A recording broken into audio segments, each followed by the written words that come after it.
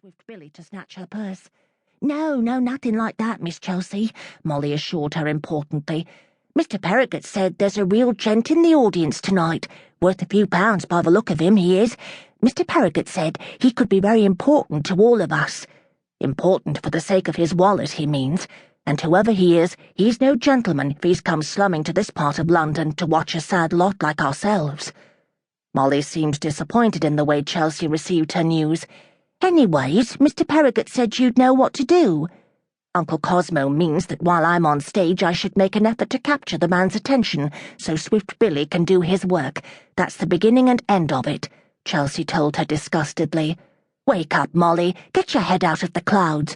You're a nice girl. You don't belong with Uncle Cosmo and the rest of us. I don't want my head out of the clouds, Miss Chelsea. I like it up here, and I know if I do everything Mr. Perrigot says, someday I'll be just as grand and important as you are. You're a stage star, miss.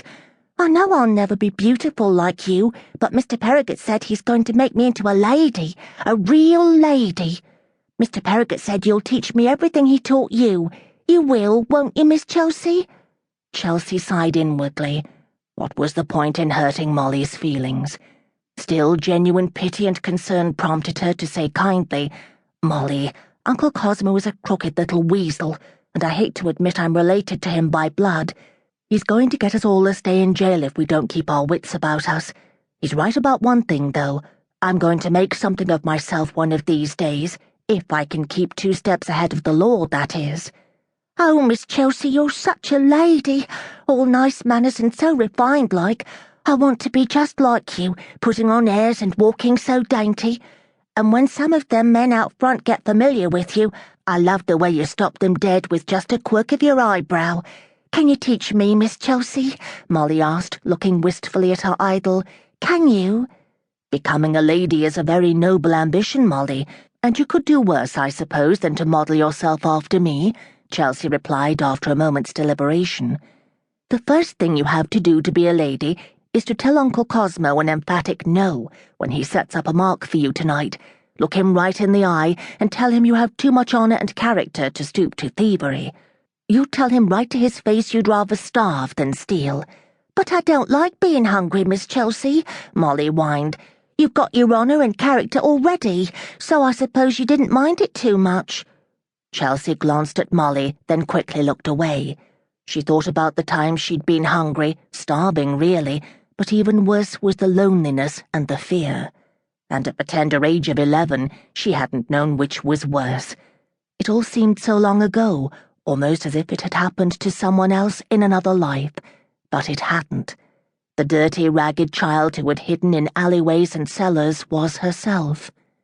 Her memories were sharp, painful, and there were times like now when they returned in a sudden rush, like the sea overcoming the shore, obliterating the present and returning her to the past. She had lived then in a section of London bordering Knightsbridge.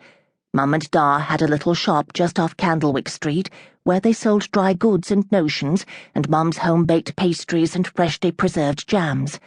If Chelsea closed her eyes, she could smell the wonderful aromas coming from the kitchen behind the shop. She could still hear Da's booming voice as he welcomed a familiar face into the shop. "Will there be anything else?" Da would ask as he licked the tip of his pencil before tallying up the bill. Chelsea liked to sit near him behind the counter, the sun streaming in through the shop window to warm her even on the coldest winter day. Warmer than the sun was Da's smile, and the way he'd wink at her to jump down from her stool and run to open the door for a cash customer. She was an only child, a rarity in Knightsbridge, where the families numbered 9 or 10, often even more, and she was spoiled, or so it was said, nurtured on love and rewarded with candy. Mum was handy with a needle, and Chelsea's dresses were never too short or shabby. The newest dimities and lisle wools hung in her room, and Da saw to it that she had 2 new pairs of shoes every year. Her coats were the warmest, and Mum always knitted her a new pair of gloves. Chelsea was possibly the best-dressed child in the little academy school at the end of Saul's Lane, except perhaps for the undertaker's daughters, who weren't very pretty in spite of their costly dresses. But even more precious than the security and comfort Mum and Da offered were their love and approval, something she hadn't